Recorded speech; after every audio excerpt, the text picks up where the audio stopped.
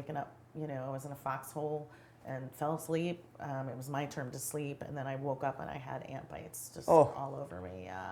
And you said you were 19 years old at this time? I was probably about 19. Yeah, I was 19, 20 years old at that time. Yeah. So if you were to rewind back to high school, would you ever guess that a girl from Long Island has chances to be in Guam, the Philippines? There's so many amazing things that we get to do in the military. Sure, there's a lot of things that suck, but there's so many things that are great. And so you had a chance to see the South Pacific as a young teenager. I can't even imagine when you go home and visit your friends that haven't left Long Island. What were those interactions like? It was really interesting. And those times, even to call home, you had to go to the MAC terminal, and make, call a base that called your family or whatever. So it was very different back then, and actually write letters, which my parents, we had just sold my parents' home and found some of those letters, which I thought was really interesting as well. Some of them I wrote from when I was deployed, to Saudi Arabia the first time. Some I wrote when I was in Guam. So it was really interesting that my family had saved those. It was interesting, I come, they were all probably going to college and stuff, and I was like, I did this, but I looked at it as a different form of education at the time. I remember someone making a comment that, being uneducated, using the word uneducated as a word, or, to describe certain people, if you will, and in my mind, it was a different education. I was getting to see the world, and getting educated that way, and to me, it was just amazing. It was just absolutely amazing. And then, like I said, there came the time where it was like, okay, now I'm going to do my formal education. I am ready.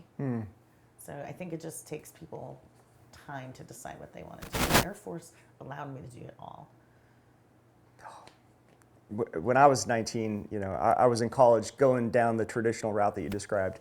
And if I would have known that there were opportunities to be out there in the Philippines and Guam as a young person, I probably would have taken that opportunity. That's something, those life lessons that you're learning at that age, I'm sure that made you a much more successful student when you did go to school, because you already understood how the real world worked in a way. Yeah, I mean, because I just, got ant bites all over me. Yeah, I was sleeping in the jungle for 4 days. This is nothing. taking sun showers.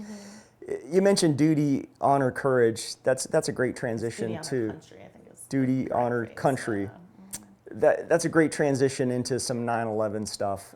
When I was at your retirement ceremony, you spoke in your retirement remarks about the impact of 9/11 and where you were when you realized the country had fundamentally changed. Where were you when the country, in your mind, had fundamentally changed? I was actually driving. I worked at Sprint at the time as a software engineer. I was part-timer at the time, and I was driving to work. And my brother worked in this city, so I was very concerned trying to get through to him. And then the base called and said, "Come on down." And so I got my mob bag and went to work, and then ended up deploying probably about 3 months after.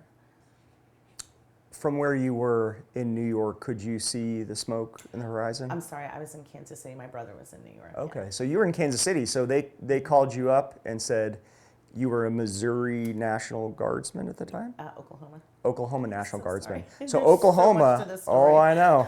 So